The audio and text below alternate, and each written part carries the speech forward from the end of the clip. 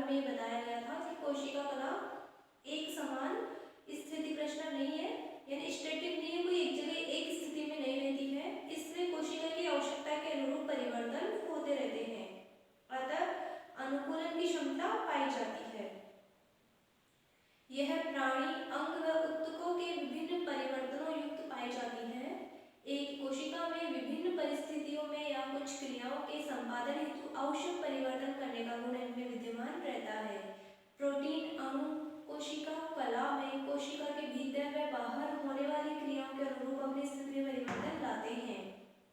Protein होता है lipid के बीच बीच में, तो कोशिका कला में कोशिका के बाहर और भीतर होने वाली जो क्रियाएं होती हैं उनके अनुरूप अपनी स्थिति में परिवर्तन लाते रहते हैं। हमने पढ़ा था लिपिड होती है वो अर्ध तरल होता है, तो उसके बीच बीच में प्रोटीन धंसे रहते हैं। तो प्रोटीन है, कुछ प्रोटीन कैरियर का काम करते हैं, यानी अब जो पदार्थ होते हैं उनको आदान प्रदान करने का काम करते हैं, कोशिका से बाहर और अंदर लाने का काम करते हैं, तो कैरियर या वाहक के रूप में काम करते हैं। तो प्रोटीन अपनी स्थिति में चेंज करते हैं तभी तो वो कैरियर का काम करेंगे, एक स्थान से दूसरे स्थान पे जा सकते हैं।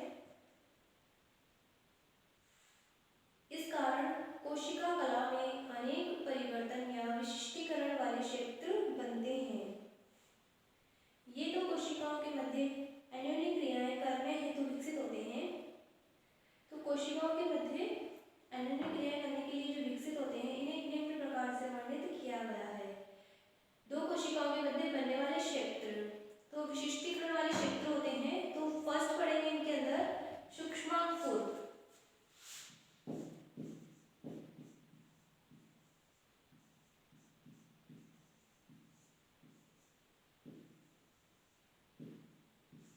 इनको हम माइक्रोविलाई भी कहते हैं, माइक्रो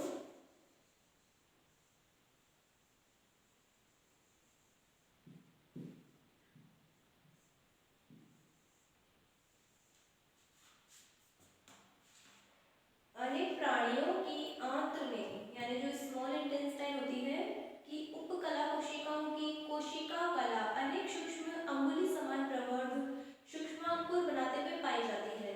देखो ये है सूक्ष्मांकुर या माइक्रोविलाई। जो मनुष्य है या जो भी प्राणी है उनकी आंत होती है, इंटेस्टाइन होती है, उसके अंदर फिंगर लाइक स्ट्रक्चर होती है, अंगुली के समान संरचना पाई जाती है, तो वो क्या कहलाती है, माइक्रोविलाई या उनको विलाई कहते हैं। ये क्या करती है, अवशोषण का काम करती है। तो इस तरह की रचना पाई जाती है, ये क्या कहलाते हैं, सूक्ष्मांकुर कहलाते हैं। ये प्रवर्ध 0.6 से 0.8 म्यू लंबाई के हो सकते हैं, या इनकी लंबाई है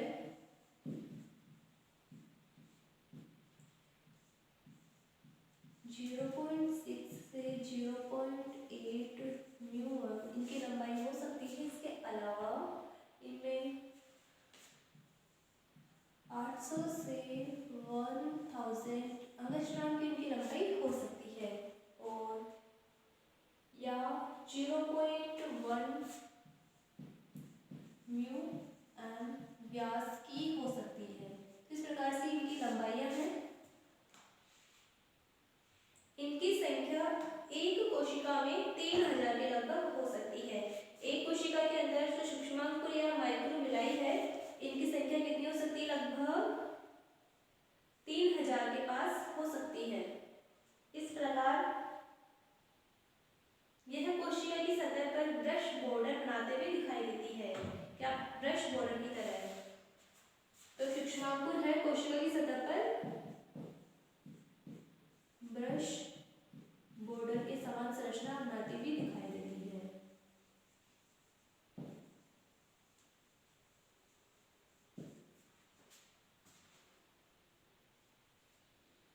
दो सूक्ष्मांकुर के मध्य 100 अंगस्ट्रॉम की दूरी या अंतराल होता है। सूक्ष्मांकुर होते हैं पास पास होते हैं, जिनकी मध्य दूरी होती है वो कितनी होती है, 100 अंगस्ट्रॉम। ये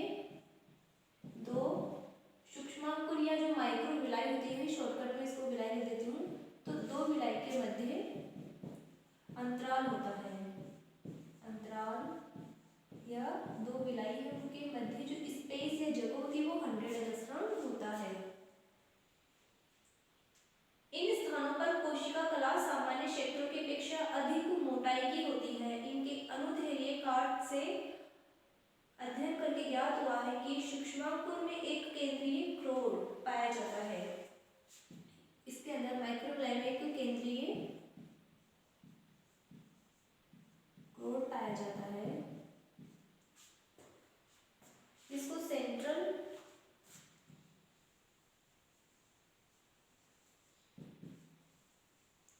कोर कहते हैं। तो केंद्रीय कोड पाया जाता है। सूक्ष्मांकुर के केंद्र में केंद्रीय कोड मिलता है, जिसके चारों ओर प्लाज्मा कला पाई जाती है। इस केंद्रीय कोड के चारों ओर क्या पाई जाती है? प्लाज्मा कला। चारों ओर प्लाज्मा कला उपस्थित।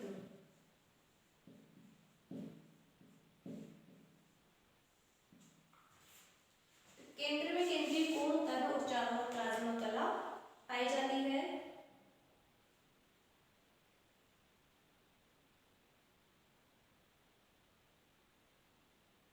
केंद्रीय क्रोड के अंदर सक्रिय नलिकाएं या माइक्रोफिलामेंट्स, जिनको तंतु कहते हैं, वो पाए जाते हैं। केंद्रीय क्रोड है, इनके अंदर क्या पाई जाती है? केंद्रीय क्रोड में सक्रिय नलिकाएं।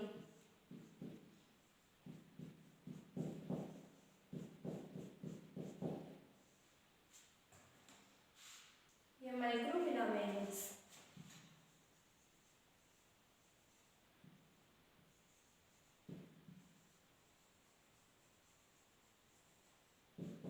सक्रिय नलिकाएं या माइक्रोफिलामेंट्स पाए जाते हैं, जो तंतुक सूक्ष्मांकुर के शीर्ष से आधार भाग तक फैले रहते हैं।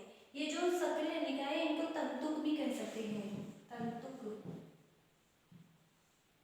तो ये जो तंतुक है वह सूक्ष्मांकुर के शीर्ष से, सूक्ष्मांकुर है जो हम पढ़ रहे हैं, इनके शीर्ष से आधार भाग तक ये सक्रिय नलिकाएं फैली रहती है। इनकी संख्या 40 तक हो सकती है। जो माइक्रोफिलामेंट्स है, इनकी संख्या 40 तक हो सकती है। ये नलिकाएं या सूक्ष्म अंकुर, तंतु सूक्ष्मांकुर क्रोड में छिद्र में दिखाई देते हैं। ये जो नलिकाएं या तंतु सूक्ष्मांकुर है वह इसके अंदर केंद्र में क्रोड के, यानी जो क्रोड है केंद्रीय क्रोड, इसके अंदर फैले हुए दिखाई देते हैं। इसके आधार भाग पर अनुप्रस्थ जालक द्वारा जुड़े रहते हैं।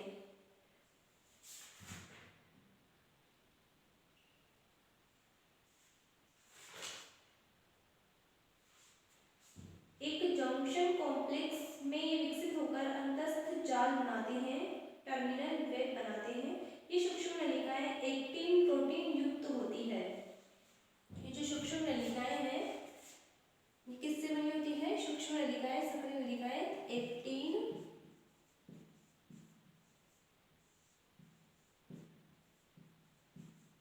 एक्टिन प्रोटीन से बनी होती है तथा सूक्ष्मांकुरों के शीर्ष से अल्फा एक्टिनिन द्वारा जुड़ी रहती है। सूक्ष्मांकुर है, इनके शीर्ष से किससे जुड़ी रहती है नलिकाएं? अल्फा एक्टिन से। अल्फा एक्टिन, इसकी सहायता से ये जो नलिकाएं हैं, सूक्ष्म नलिकाएं, वह सूक्ष्मांकुर के शीर्ष से जुड़ी रहती है। Actinin, alpha actinin.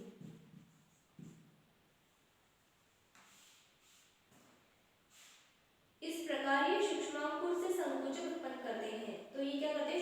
सूक्ष्म नलिकाएं, सक्रिय नलिकाएं इससे जुड़ी रहती है इसके द्वारा, और सूक्ष्मांकुर से संकुचन उत्पन्न करते हैं। माइक्रोग्लाई में संकुचन उत्पन्न करते हैं।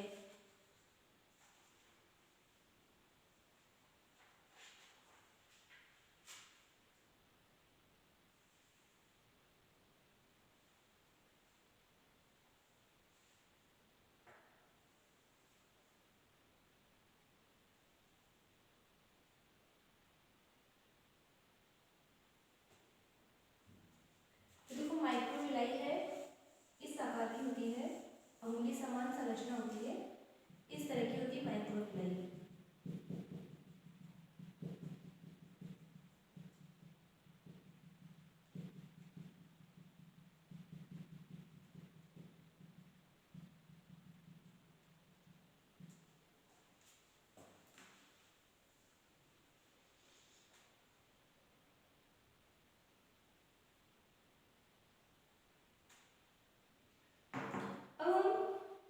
फंक्शंस पढ़ेंगे।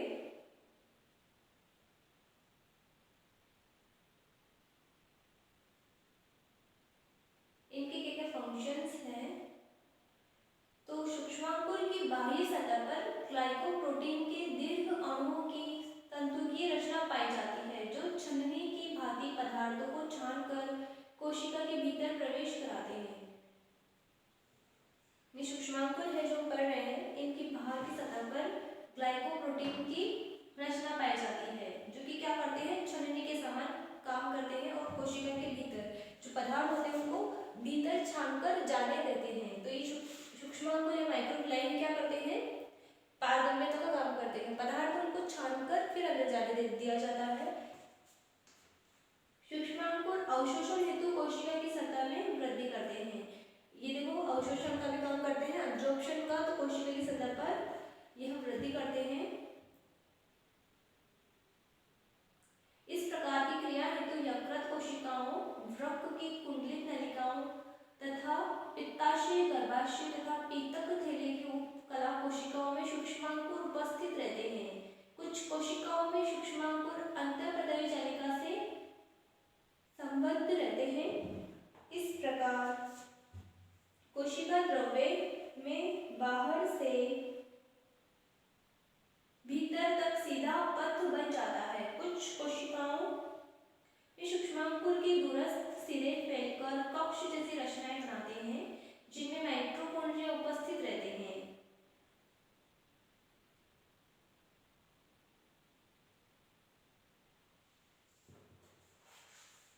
तो इस प्रकार से ये थे माइक्रोग्लाइन के कार्य। अब हम इसके अंदर सूक्ष्मांकुर के बाद सेकंड पढ़ेंगे अंतःकोशिकीय अंतराल, इंट्रासेल्युलर स्पेस। फर्स्ट हमने पढ़ा, हम कोशिका कला का विशिष्टीकरण पढ़ रहे हैं, तो फर्स्ट हमने सूक्ष्मांकुर पढ़े, उनके कार्य पढ़े।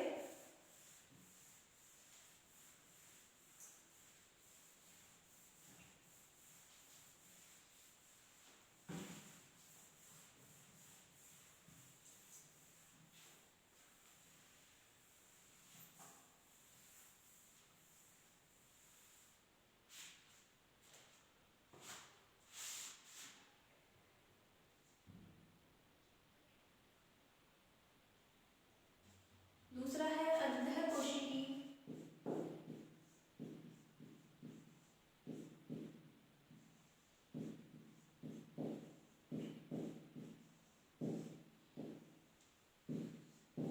अंतराल।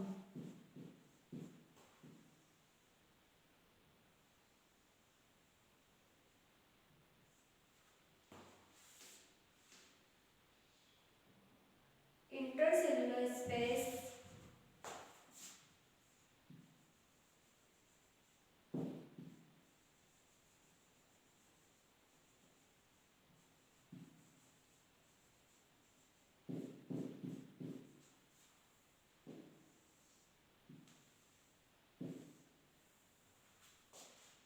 अंतःकोशिकीय अंतराल।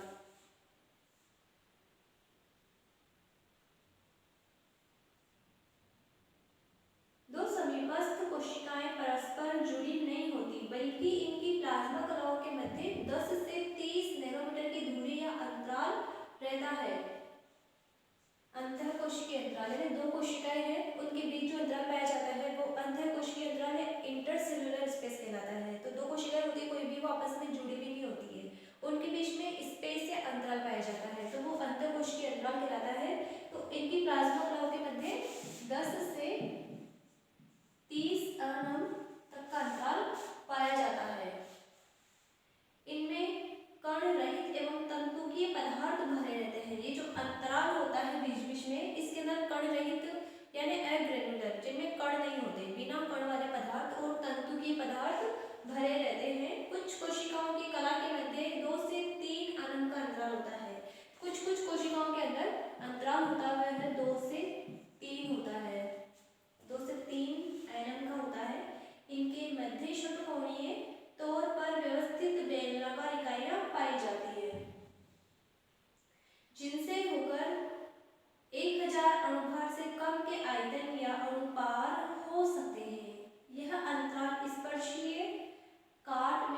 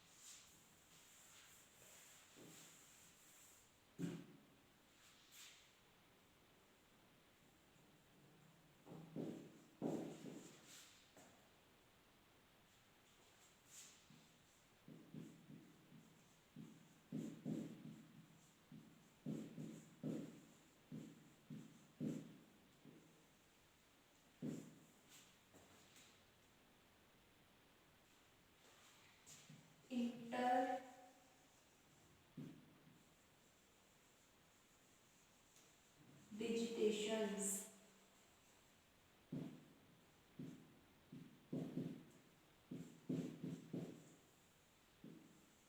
अंतरागोलीकरण या इंटरडिजिटेशन।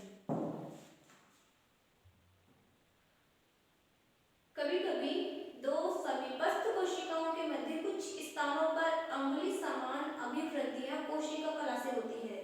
देखो कभी कभी जो दो समीपस्थ कोशिकाएं होती हैं उनके मध्य कुछ स्थान होते हैं, वहां पे अंगुली के समान अभिवृद्धियां कोशिका कला से। कोशिका कला है उनके मध्य जो स्पेस होता है उनके अंदर बीच बीच में प्लाज्मा कला से अंगुली के समान इस तरह से जो माइक्रोफ्लाई हमने पढ़ी थी इस तरह के फिंगर्स लाइक शेप बनी रहती है। प्लाज्मा कला से ही वो शेप बनती है।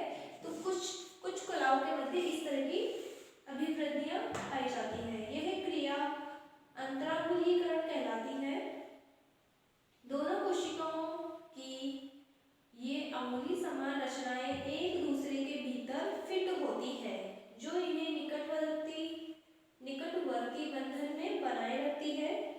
इस प्रकार इन दोनों कोशिकाओं के मध्य बड़ा क्षेत्र पदार्थों के आदान प्रदान हेतु बन जाता है। शेष स्थानों पर दोनों कोशिकाओं की कोशिका कला में सामान्य आमाप का अंतराल होता है। तो अंतरांगुलीकरण यानी इस तरह की जो विशेषता है वो भी प्लाज्मा कला में पाई जाती है। अंगुलियों के समान दोनों जो प्लाज्मा मेम्ब्रेन है इस तरह से अंगुली के समान संरचना होती है, तो इस तरह से फिट हो जाती है और आदान प्रदान पदार्थों का वो इस तरह से ये कर लेती है। तो इस प्रकार अंगुली के समान ये प्रबंध पाए जाते हैं जो आपस में फिट हो जाते हैं।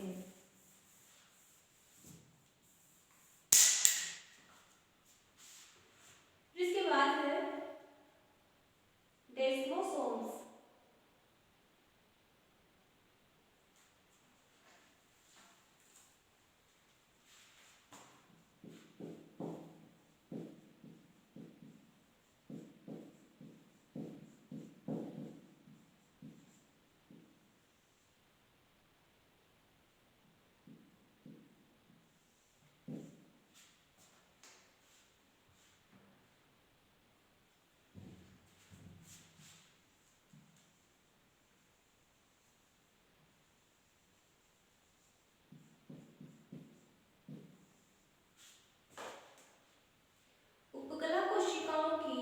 कोशिका कला की पार्श्व स्तर पर ऐसे स्थान विभेदित होते हैं जो संपर्क में आने वाले स्थानों को एक दूसरे के प्रति आसंजित बनाए रखते हैं।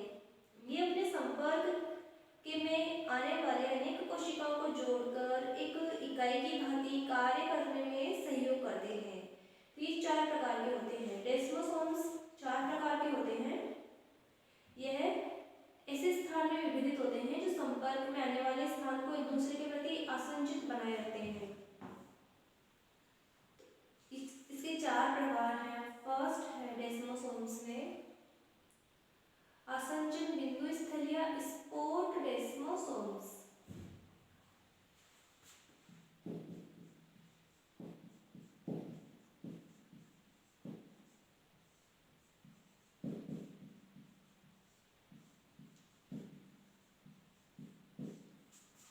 बिंदु स्थल या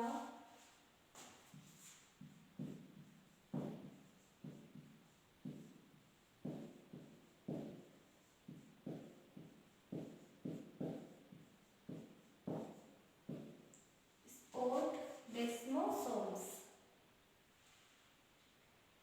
ये दो कोशिकाओं की प्लाज्मा कला के वृत्ताकार मोटे हो गए क्षेत्र हैं जो बटन समान रचना बनाते हैं। दो कोशिकाएं होती हैं उनके प्लाज्मा कला के वृत्ताकार क्षेत्र होते हैं जो बटन के समान संरचना बनाते हैं।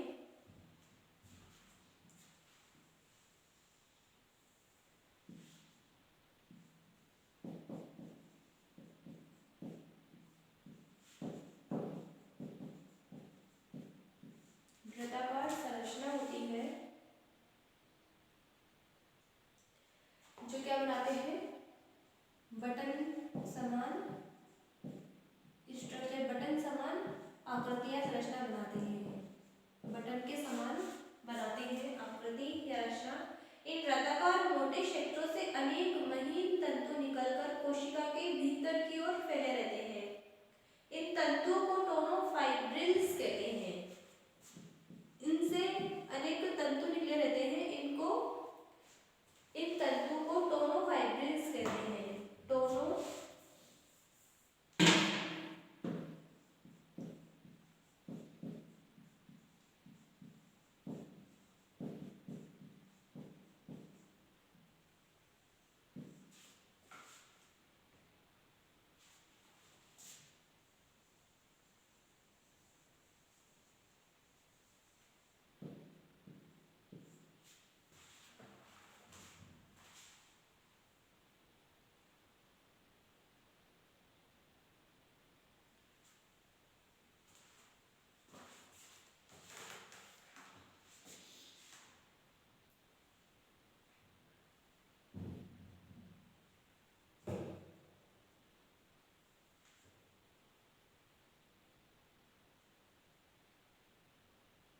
ये रचनाएं कोशिकाओं की आकृति को बनाए रखने में सहायक होती है। ऐसे क्षेत्र बलकृत दबाव वहन करने वाले अंगों की कोशिका कलाओं में अधिक पाए जाते हैं।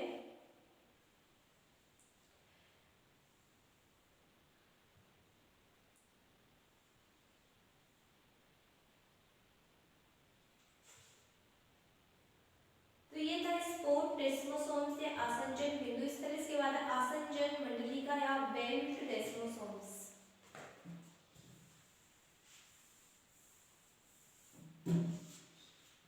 डेस्मोसोम्स में सेकेंड टाइप है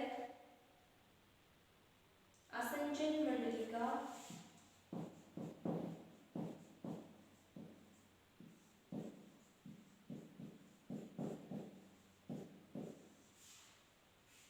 या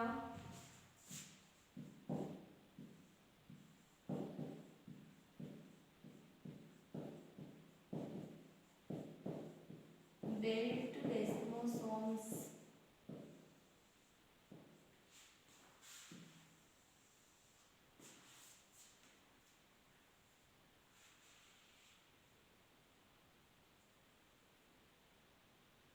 इन्हें टर्मिनल बार एवं मध्यवर्ती संधि भी कहते हैं।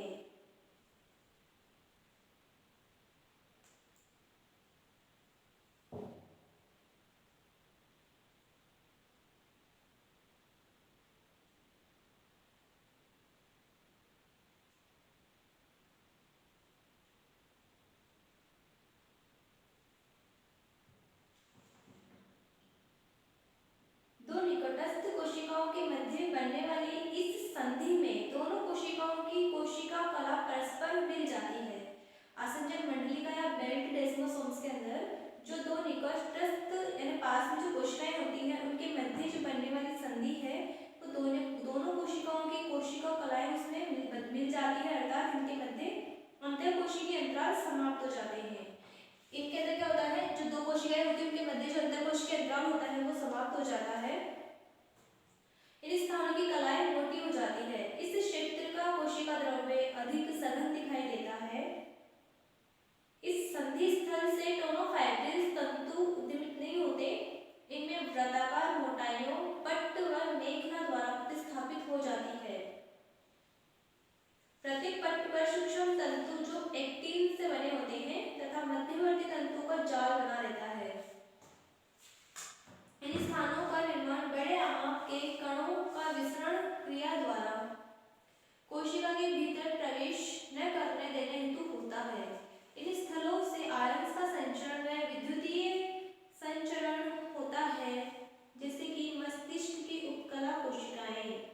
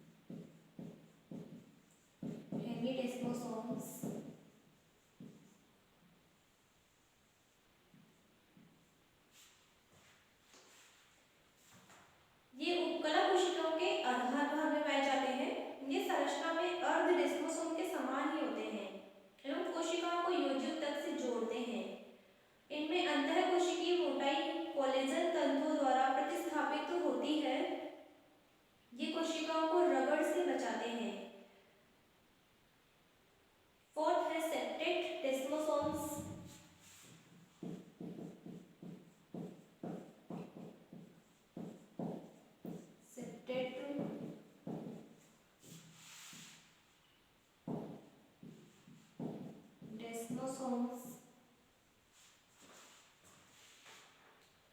ये अकशेरुकी प्राणियों की उपकला कोशिकाओं में पाए जाते हैं। इनमें दोनों फाइब्रिल्स एवं अंतःकोशिकीय संयोजी पदार्थ नहीं पाया जाता। तो ये इन्वर्टेब्रेट्स होते हैं, उनके अंदर मिलते हैं अकशेरुकी प्राणियों की उपकला कोशिकाओं में, और इनके अंदर ट्रोनोफाइब्रिल्स और अंतःकोशिकीय संयोजी पदार्थ सीमेंटिंग सब्सटेंस इनमें नहीं मिलता। अतः अनेक अनुप्रस्थ पट्ट समान संरचना में दोनों कोशिकाओं के मध्य पाई जाती है, यानी अनुप्रस्थ पट्ट पाए जाते हैं इनके मध्य।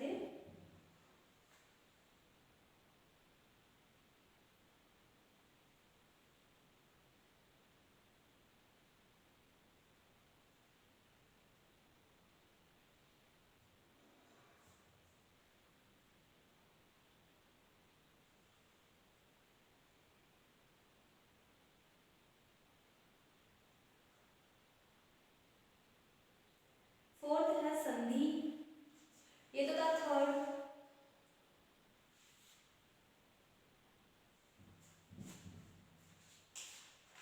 थर्ड के बाद थर्ड हमने अंतरांगुलीकरण पढ़ा, उसके बाद डेस्मोसोम्स, उसके बाद आगे भी इसके अंदर संधि। यह कोशिका की मुक्त सतह के निकट पाए जाते हैं।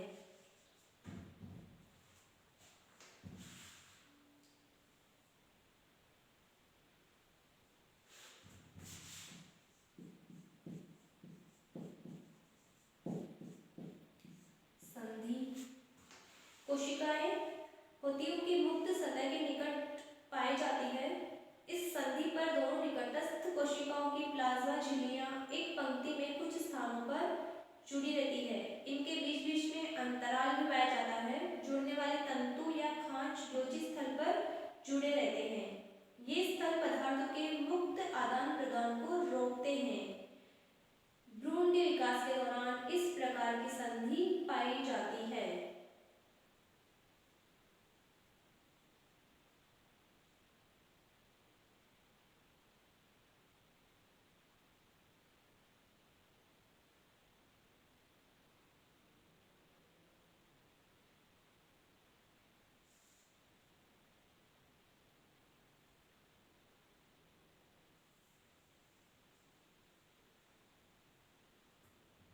तो ये वाली जो संधि है इसको हम दृढ़ संधि भी कहते हैं, क्योंकि इसके अंदर जो प्लाज्मा मेम्ब्रेन है, जुड़ने वाले तंतु या खांच होते हैं, यह मुक्त पदार्थों के आदान प्रदान को रोकते हैं। तो ये दृढ़ संधि भी कह सकते हैं। आगे वाली संधि है अंतराल संधि। अंतराल संधि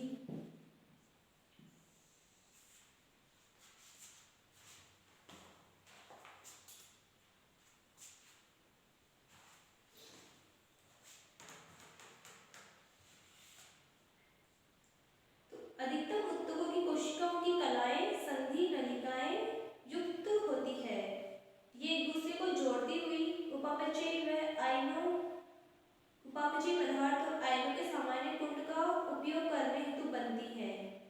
और इन कोशिकाओं की कलाओं के मध्य 2 से 4 नैनोमीटर का अंतराल पाया जाता है।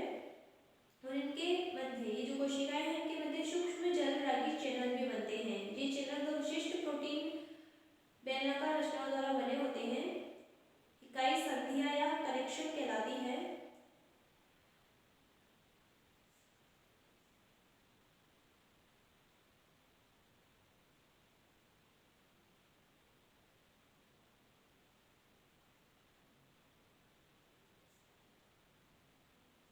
तो ये 1000 डाल्टन अणुभार तक के आयन कण शर्करा अणु न्यूक्लियोटाइड्स विटामिन स्टेरॉइड हार्मोन्स और सीएमपी आदि को इनमें से आकार जाने की यह पारगम्यता दर्शाते हैं।